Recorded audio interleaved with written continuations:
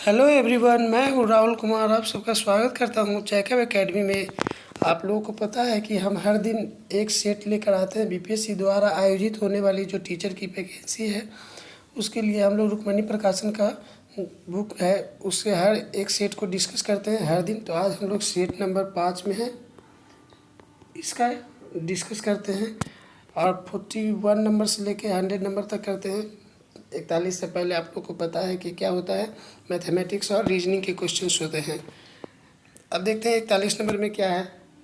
ध्वनि तरंगों के परावर्तन द्वारा उत्पन्न ध्वनि पुनरावृत्ति क्या कहलाती है। जब कोई ध्वनि जा रही है किसी सतह से टकरा कर फिर दोबारा आती है तो इस दोबारा आने वाली ध्वनि को पुनरावृत्ति कहते हैं, पुनरावृत्ति ध्वनि कहते हैं। तो इस ध्वनि को क्या कहते हैं, इसका प्रतिध्वनि कहते हैं। प्रतिध्वनि के लिए एक स्पेसिफिक जगह की भी जरूरत पड़ती है दोस्त, जो होता है कि 17 मीटर। ऐसा नहीं है कि तुम ये किसी भी ध्वनि को भेजे और कितना भी डिस्टेंस से और ये लौट कर आ गई तो ये प्रतिध्वनि नहीं होगी। इसके लिए 17 मीटर की जगह कंपलसरी होती है, उसके बाद ही आपको प्रतिध्वनि सुनाई देगी। 42 नंबर में आते हैं, इनमें से कौन सा हार्मोन मानव शरीर में मानव शरीर के रक्त में शर्करा की मात्रा को नियंत्रित करती है। आप लोग को पता होगा कि बोला जाता है कि आपके शरीर में शुगर बढ़ गया है, तो इसको नियंत्रित करने के लिए हम लोग क्या करते हैं, इंसुलिन का इंजेक्शन देते हैं। तो आपका आंसर क्या हो जाएगा, इंसुलिन हो जाएगा। इंसुलिन क्या है, एक हार्मोन है जो किससे बनता है, प्रोटीन से बनता है। यह प्रोटीन से बना होता है। हेलिटोटिस को आमतौर पर किस नाम से जाना जाता है, ये हेलिटोटिस बोल रहा है, इसको आमतौर पर किस नाम से जाना जाता है। तो इसका आंसर हो जाएगा डी, सांस की दुर्गंध। जब तुम किसी से बात करते हो ना तो पता होता है ना कि किसी का ये क्या बोलते हैं, मुंह से ना बास आता है, उसी को क्या कहते हैं, हेलिटोसिस कहते हैं। ये बहुत ही ये दुर्गंध आना एक बीमारी है जिसे हेलिटोटिस कहते हैं। तो ये बहुत कॉमन बीमारी है, बहुत सारे लोगों में होता है। तो इसे आसानी से भी ठीक किया जा सकता है, सुबह शाम ब्रश करके एक अच्छे पेस्ट का यूज़ करके भी किया जा सकता है।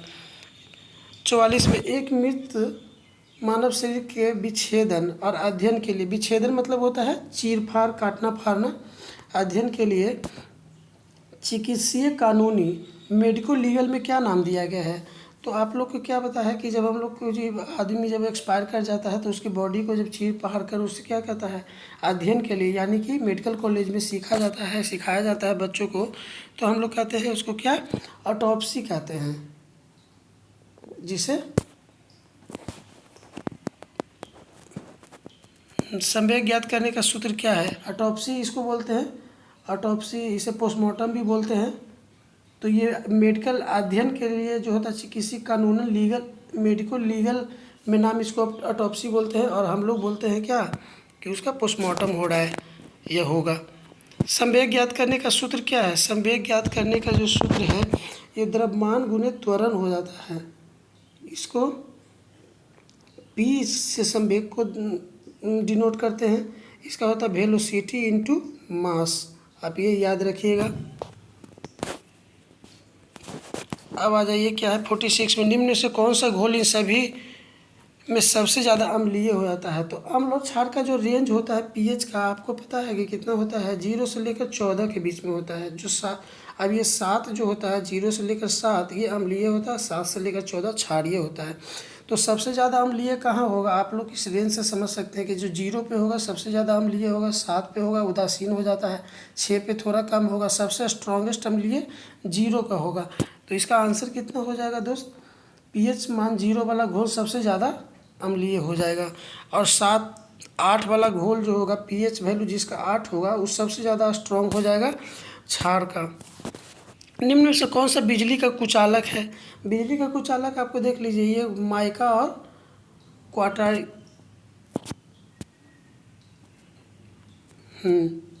माइका और क्वार्टर्ज है कि इसका आंसर क्या हो जाएगा, डी हो जाएगा। अब 48 नंबर में हम लोग देखेंगे क्या है,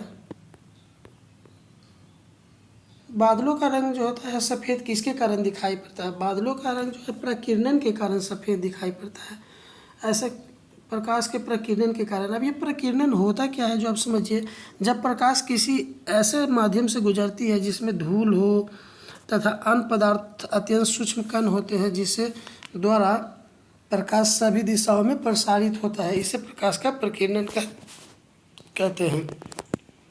निम्नलिखित में से कौन सा जानवर प्रतिध्वनि उत्पन्न कर सकता है?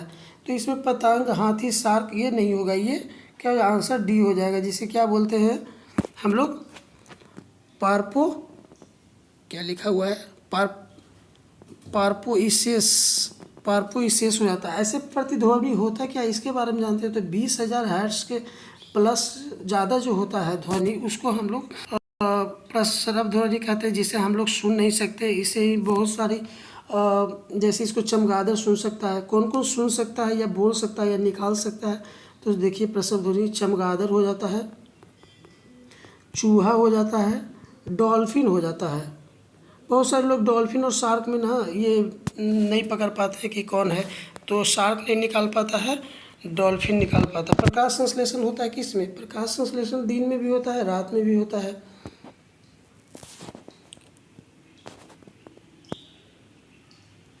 प्रकाश संश्लेषण दिन और रात दोनों में होता है। प्रकाश संश्लेषण में मुख्यतः होता क्या है? इसमें होता है ना कि रासायनिक जो होता है प्रकाश ऊर्जा जो होता है रासायनिक ऊर्जा में परिवर्तन होता है इसको। तो आपका आंसर कितना हो जाएगा, कौन हो जाएगा? आपका आंसर हो जाएगा दिन में, रात्रि में, दोनों में, दिन में अथवा रात्रि में। हाँ, तो ये भी हो सकता है आपका आंसर। रोग उत्पन्न करने वाला सबसे छोटा कारक कौन हो जाता है? रोग उत्पन्न करने वाला सबसे छोटा कारक प्रोटीन हो जाता है। जब हमारे शरीर में प्रोटीन की कमी होती है ना, तो उसमें क्या इम्यून सिस्टम कमज़ोर हो जाता है। जब इम्यून सिस्टम कमज़ोर हो जाता है तो शरीर में हीमोग्लोबिन की कमी हो जाती है, और हीमोग्लोबिन की कमी हो जाएगी तो आदमी ऐसे ही कमज़ोर हो जाएगा। तो प्रोटीन जो है रोग उत्पन्न करने का सबसे छोटा कारक है। सभी जीव जंतुओं का लगभग 98% द्रव्यमान में होता है क्या? जितना भी जीव जंतु है 98% द्रव्यमान 6 तत्वों से मिलकर बना होता है। ऑक्सीजन है, हाइड्रोजन है, कैल्शियम है, कार्बन डाइऑक्साइड है, और नाइट्रोजन है, फास्फोरस है, जल है। तो ये सब छः चीज़ें। गेंद और फ्लास्क मिलकर क्या बनाते हैं? स्लैग बनाते हैं। आपका आंसर हो जाएगा ए। कुछ जंतुओं का रुधिर नीला होता है, क्यों? क्योंकि उसमें क्या होता है, जो जिस जंतुओं का रुधिर नीला होता है ना, उसमें हीमोसाइनिन नामक एक क्या होता है, प्रोटीन होता है। ये हीमोसाइनिन क्या है, एक प्रोटीन हो जाता है। आपका आंसर हो जाएगा सी। 55 नंबर देखिए, मानचित्र पर दूरियों को मापने के लिए निम्न में से किस यंत्र का प्रयोग किया जाता है? तो इसे किया जाता है टेलियोमीटर का प्रयोग किया जाता है। आपका आंसर हो जाएगा सी, ऑप्सीमीटर हो जाता है। ये रोटामीटर से क्या नापते हैं हम लोग जो देखते हैं, तो ये हो जाता है क्या ना, इसका आंसर हो जाएगा ये आयतनी प्रवाह मापा जाता है। रोटामीटर से आयतनी प्रवाह मापा जाता है। तारों में ऊर्जा उत्सर्जन का मुख्य कारण क्या है? तारों में ऊर्जा उत्सर्जन का मुख्य कारण होता है हल्के नाभिक का संलयन। सूर्य में ऊर्जा का भी यही होता है। तो आपका आंसर हो जाएगा सी। इसको इंग्लिश में, हिंदी में नहीं याद रहेगा तो इंग्लिश में याद रखना, इसे फ्यूजन भी बोलते हैं।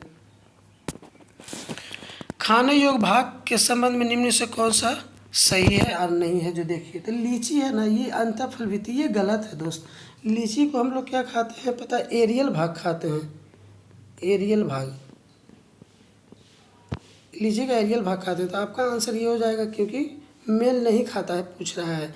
खजूर का फल वित्ती खाते हैं, सही है। नारियल का भ्रूणपोष खाते हैं, सही है। खजूर फल वित्ती अभिअंडाशन दोनों खाते हैं, सही है। न्यूटन के अनुसार प्रकाश का वेग क्या है? प्रकाश का वेग क्या करता है? वायु की अपेक्षा जल में अधिक गमन करता है, सही बात है। ठोस में अधिक गमन करेगा, तो सारे ठोस में नहीं, वायु की अपेक्षा जल में अधिक गमन करता है। ये आपका सही आंसर हो जाएगा। आइस बर्फ क्या है? आइस बर्फ पारदर्शक है, पारदर्शक है ना, पारदर्शक है ना, अर्ध पारदर्शक। तो आपका आंसर ये हो जाएगा, बर्फ जो होता है ना पारदर्शक हो जाता है। अब देखेंगे 60 नंबर में, बढ़ी हुई हृदय दर को क्या कहते हैं? बढ़ी हुई जो हृदय दर होता है उसको हम लोग कहते हैं टेकीकार्डिया कहते हैं। हृदय का कारण क्या है? आप लोग को पता होगा, ये ब्लड को पंपिंग करता है, ठीक है। हृदय, ये हार्ट बीट जो होता है हम लोग का मनुष्य में कितना होता है, इसका रेट क्या होता है? 60 से 100 बार धड़कता है कम 1 मिनट में। समांगीकरण क्या होता है? समांगी का मतलब ये होता है बराबर होता है, ठीक। होमो का मतलब ये होता है बराबर होता है, होमोजीनियस। तो आप इसमें देख रहे थे दूध को ठंडा कर नहीं, इसका आंसर हो जाएगा आपका सी। दूध में उपस्थित वसा को छोटे छोटे कणों में बांटना। 62 में रेगिस्तानी पौधों की बाह्य त्वचा पर मोम जैसा पदार्थ की परत पाई जाती है, उसे क्या कहते हैं? उसे कहते हैं क्यूटीन कहते हैं। ये जब हम लोग कोई पौधा जो होता है ना तो देखते हैं कि उसको काट देते हैं तो जेली टाइप का होता है कि उसमें से एक तरल पदार्थ निकलता है, उसे क्यूटीन कहते हैं। ये क्यूटीन किस चीज़ में काम आता है? जो पदार्थ होता है वो मोम जैसा, ये होता है ना जेली जैसे बाल वाल में लगाने के लिए जो जेल होता है उसमें काम आता है। अवतल लेंस से बना प्रतिबिंब क्या होता है? 63 कर लीजिए। तो अवतल लेंस ये हो जाता है, इधर से कोटिंग किया होता है, इधर से रेखा जाता है, ये आपका मेन हो जाता है, यहाँ से ये फोकस दूरी से आता है, ये सेंटर हो जाता है। तो जितना भी है इसके और इसके बीच में जो बनेगा तो क्या बनता है? तो इसका अवतल लेंस जो होता है ना, अवतल लेंस में होता फोकस ध्रुव के मध्य होता है। अभी यहाँ पे फोकस है और ये ध्रुव है और ये सेंटर है, तो फोकस और ध्रुव के बीच में बनता है प्रतिबिंब। छोटा होता है अवतल लेंस में, जाहिर सी बात है आभासी होगा, सही सी बात है, सीधा होगा, सही बात है। तो आपका सारे आंसर सही हो जाएंगे, आंसर हो जाएगा आपका सी सही। प्रश्नली में पानी शीघ्रता से गर्म होता है, यदि प्रश्नली को गर्म किया जाए, कोई प्रश्नली आप लोग देखें ना कैसा होता है, प्रश्नली कैसा होता है? इस टाइप का होता है, आप लोग गए होंगे लैब में तो देखे होंगे, इस टाइप का होता है। तो इसमें क्या किया जाता है ना कि इसमें पानी को गर्म कहाँ करेंगे, तो ये सब तली में गर्म करेंगे ना, तो ये पूरा प्रश्नली की पानी जो होगा ना ये सब क्या हो जाएगा? गर्म हो जाएगा। ऐसा क्यों होता है? क्योंकि गर्म होने पे ना जो नीचे वाला जो पानी का अणु होगा जो ऊपर की ओर जाता है, और ठंडी पानी का जो अणु होता है नीचे की ओर गमन करता है। तो हम लोग नीचे से गमन कर, नीचे से क्या करते हैं? तली को आग दिखाते हैं ताकि नीचे वाला जो अणु है ऊपर में गर्म होते जाओ, और गर्म होने के बाद ऊपर चला जाओ, बाकी ठंडा सब नीचे आए, धीरे धीरे सब गर्म हो जाए। एक उड़ता हुआ हवाई जहाज दिखाई देता, वास्तविक स्थिति से नीचा, वास्तविक स्थिति से ऊंचा, ये गलत हो जाएगा, ये आंसर आपका सही हो जाएगा। हम लोग पहले ना जहाँ रहते थे वहाँ ना जो छत है वहाँ से एरोप्लेन जाती थी ऊपर से, बगल में ही एयरपोर्ट था पटना में, तो ऐसा लगता था ना कि एकदम छत से हम लोग उसको छू देंगे, इतना नीचे से जाता था एरोप्लेन। तो ये वास्तविक स्थिति लगता था कि छू देंगे, लेकिन नहीं है, ये ऊंचा जाता था, हम लोग को ऐसा आभास होता था कि हम लोग छू देंगे। तो ये वास्तविक स्थिति से ऊंचा चलता है, जितना हम लोग देखते हैं ना उससे ज़्यादा ऊपर ये चलता है। रक्ताल्पता क्या है? रक्ताल्पता क्या है? एक अल्पता रोग हो जाता है। इसमें क्या होता है ना कि लोहा की जब कमी हो जाता है ना शरीर में, तो रक्त अल्पता कमी हो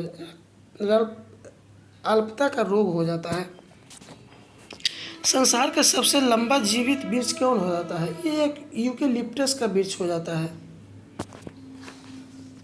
यूकेलिप्टस का वृक्ष हो जाता है। आप इसके बारे में और भी जान सकते हैं। ये जो बीमारी होती है ना, विटामिन B12 की कमी से होता है। विटामिन B12 में क्या होता है? कोबाल्ट पाया जाता है। तो और ऐसे भी है, टाइम की कमी रहने के कारण हम थोड़ा जल्दी पढ़ा रहे हैं आप लोग को। ये यूकेलिप्टस हो जाता है जीवित वृक्ष है, जो सबसे लंबा वृक्ष हो जाता है। इसे ये कहाँ मिलता है? ऑस्ट्रेलिया में मिलता है, तस्मानिया में मिलता है। इसके बारे में जान लिए। निम्न में से सत्य कथन कौन है? ठोस आयोडीन है, सही बात है, आयोडीन एक ठोस है, लेकिन ये धातु है क्या? धातु। आयोडीन एक अधातु है, लेकिन जो इसकी चमक होती है ना वो धातु जैसी होती है। इसका आकार कैसा होता है? आयोडीन का जो आकार गोल होता है कैसा होता है? तो इसका आकार होता है हाइलोजन से बड़ा आकार का होता है। फ्रैंक ने किसका आविष्कार किया था? तो फ्रैंक ने, ये तो बहुत ही कॉमन क्वेश्चन है, विटामिन ने का आविष्कार फ्रैंक ने किया था। प्रोटीन का खोज किसने किया था? तो जोहानसन ने किया था। हार्मोन का किसने किया था? E.H. स्टार्लिंग ने किया था। एंजाइम का खोज किसने किया था? एंजाइम का एनालाइमेमो ने किया था। इसका पूरा नाम हो जाता है एनालाइमेमो पैन। ब्लैक होल के सिद्धांत प्रतिपादन किसने किया था? चंद्रशेखर ने किया था। ये ब्लैक होल क्या हो? तारों की मृत्यु के कारण ब्लैक होल का निर्माण होता है। जो तारा मर जाता है ना उसी के कारण क्या होता है? ब्लैक होल का निर्माण होता है। इसे एस चंद्रशेखर ने खोजा था। अब इसमें खुराना जी ने क्या खोजा था? जीन का खोज किसने किया था? खुराना ने किया था। हरविंदर खुराना हो जाता है। सीवी रमन ने किसकी खोज किया था? रमन प्रभाव का खोज किया था सीवी रमन ने। खाना को काटते और फाड़ते समय हम किस दांत का उपयोग करते हैं? खाना को फाड़ते और काटते समय रदनक और कृदंत का उपयोग करते हैं। हमारे शरीर में 32 दांत होता है मुंह में, और 16 ऊपर 16 नीचे। इसके बारे में कभी और डिटेल से बढ़िया से बताएंगे। आइए अभी 72 नंबर में देखते हैं क्या है। निम्नलिखित में कौन सा कथन गलत है? तो सभी खनिज अयस्क नहीं होते हैं, तो ये सही है। सभी खनिज अयस्क होते हैं। सभी अयस्क खनिज नहीं होते हैं, तो ये नहीं होते हैं। सभी अयस्क खनिज होते हैं, तो ये बात गलत है। सभी अयस्क खनिज नहीं होते हैं, तो ये जो गलत है आपका हो जाएगा, आंसर हो जाएगा। कौन सी दवा गिद्धों की समाविष्ट में ह्रास के लिए उत्तरदायी हो जाता है? तो ये हो जाता है डाई, ये सी नंबर में हो जाएगा, डाइक्लोफेनाक सोडियम हो जाता है। इसका उपयोग पशुओं को दर्द नाशक के रूप में किया जाता है। पशुओं में जब दर्द होता है तो इसका उपयोग इससे किया जाता है, जिससे गिद्धों की ह्रास होती है। निम्नलिखित में से वायु का घटक जलने में सहायता कौन करता है? अरे ये तो जलने में सहायता कौन करता है? ऑक्सीजन करता है। जब ऑक्सीजन नहीं रहेगा तो कैसे जलेगा? लेकिन कार्बन डाइऑक्साइड क्या चीज़ में उपयोग होता है? आग बुझाने में होता है।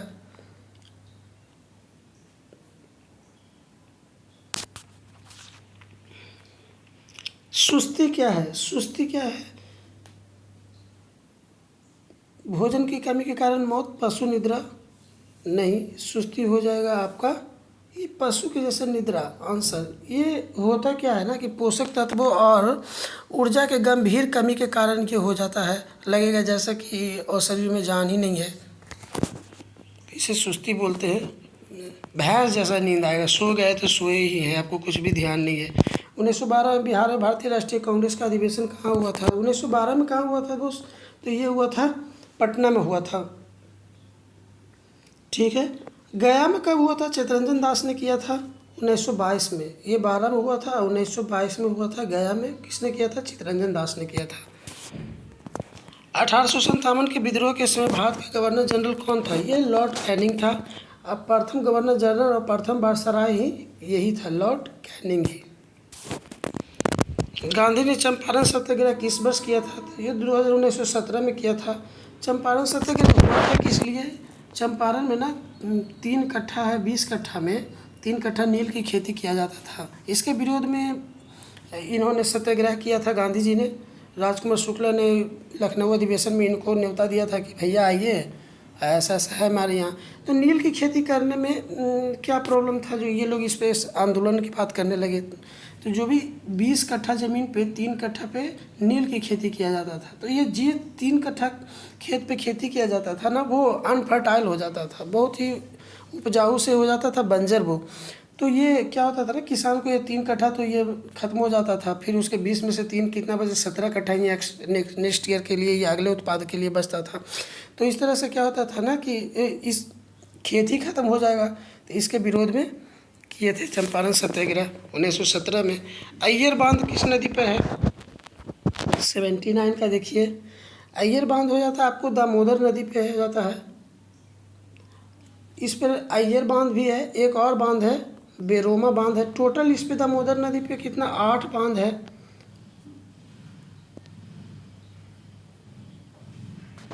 तितैया बांध, ये जो ए में आपका है, इसके बारे में जानते हैं। बराकर जो है, बराकर में तितैया बांध है, तितैया बांध। मगध की राजधानी कौन सी थी?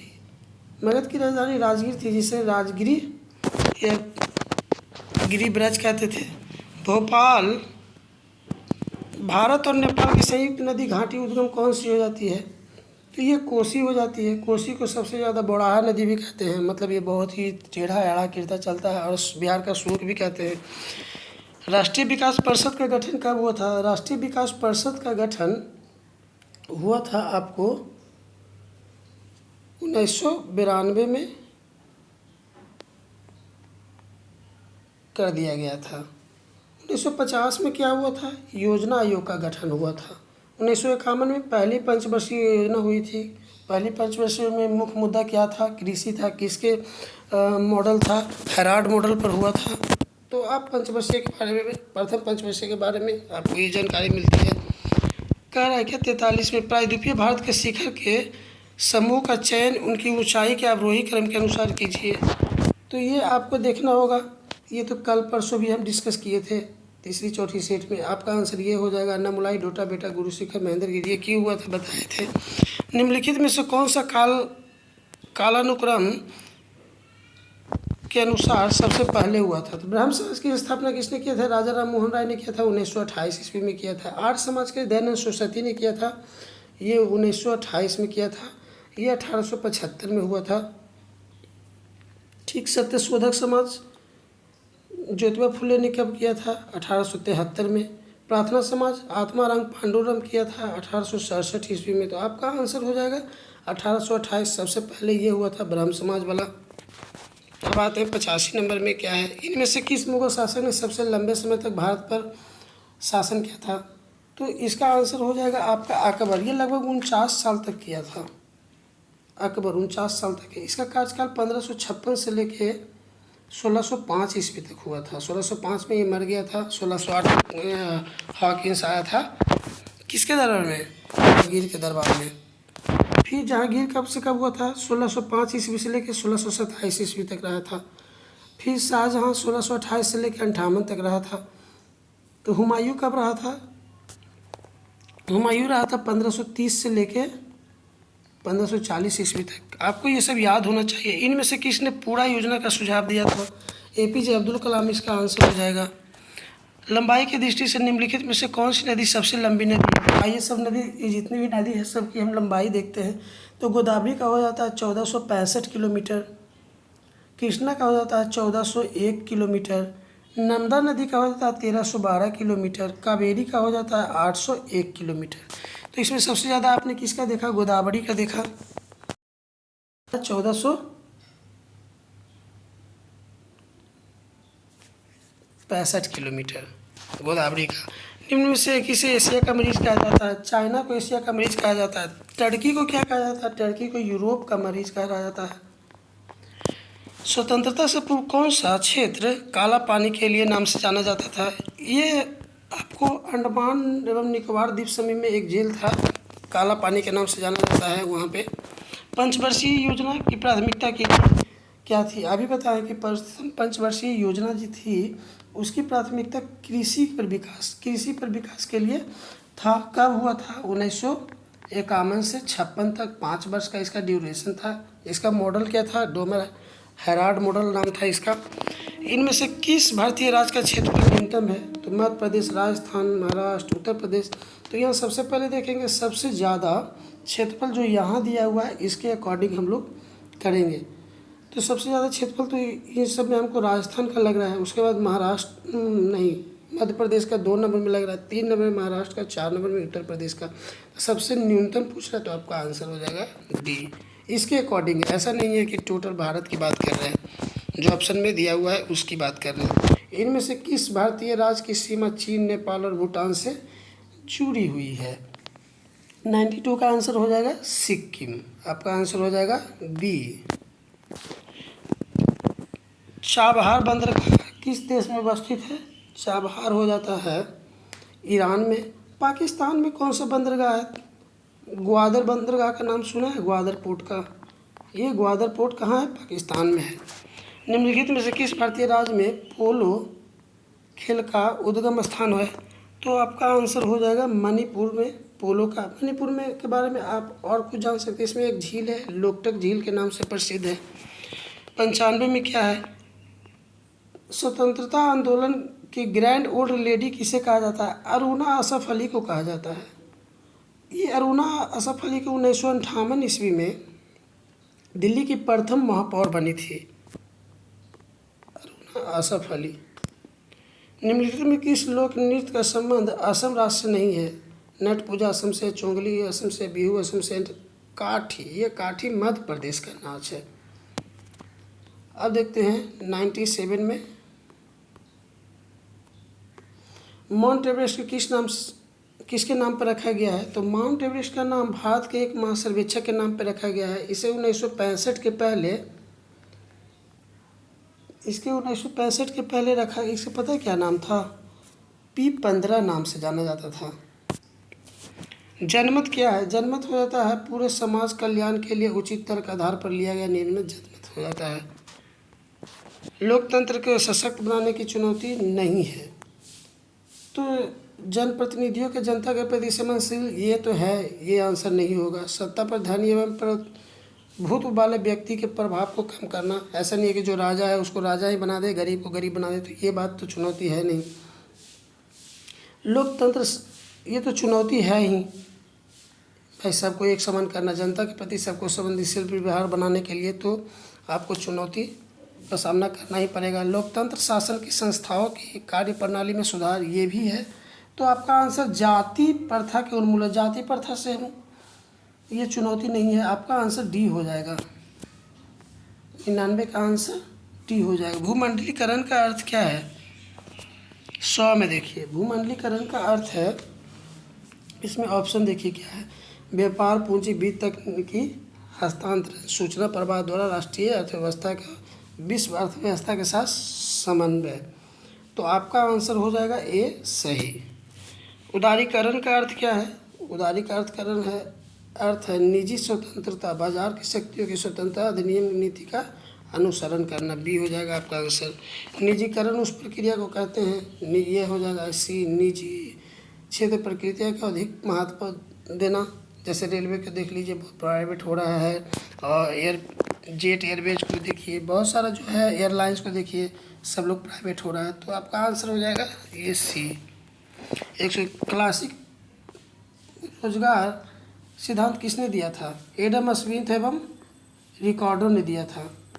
ये एडम स्मिथ ने एक बुक लिखा था, उसका क्या नाम है मैं अभी भूल रहा हूँ। एडम स्मिथ के बुक का नाम वेल्थ ऑफ हेल्थ नामक एक इसने बुक लिखा था। ये कब लिखा था?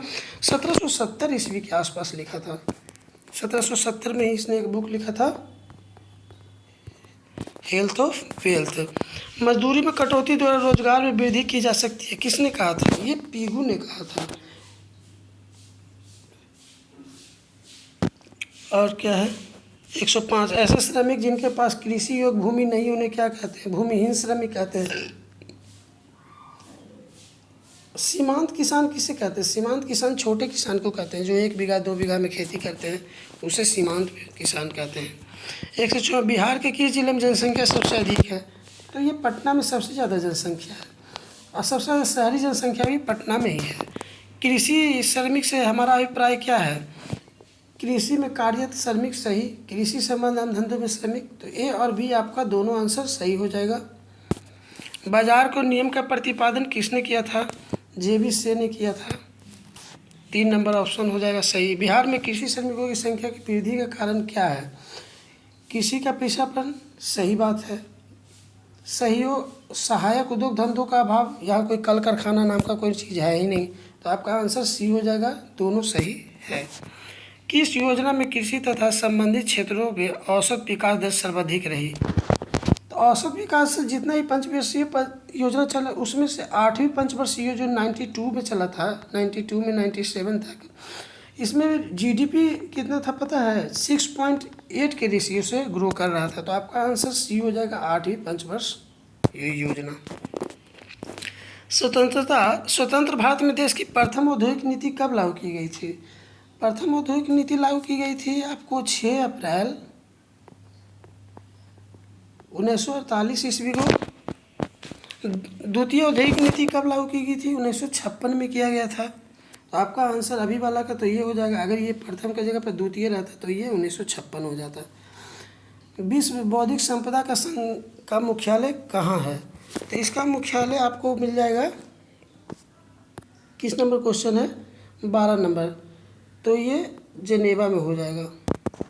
ब्लू माउंटेन पर्वत शिखर भारत के किस राज्य में स्थित है? ये हो जाएगा मिजोरम में है।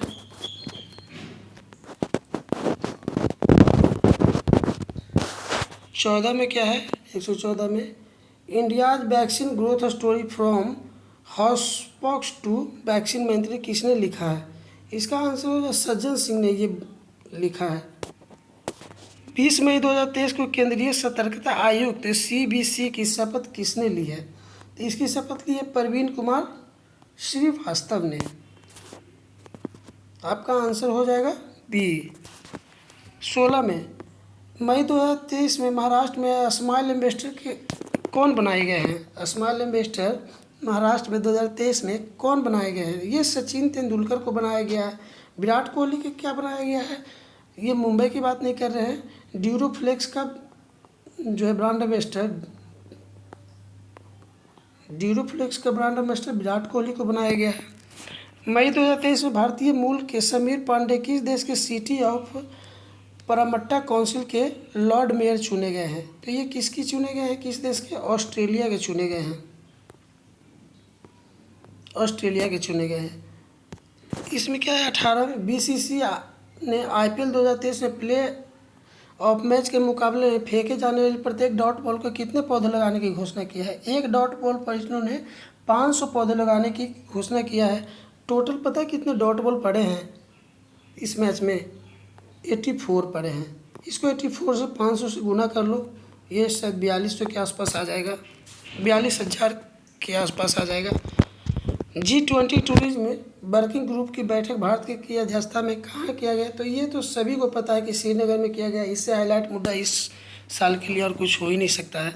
नेपाल की राजधानी काठमांडू में आयोजित NSGCAVA महिला वॉलीबॉल चैंपियंस कप का खिताब किसने जीता? तो ये भारत ने जीता है।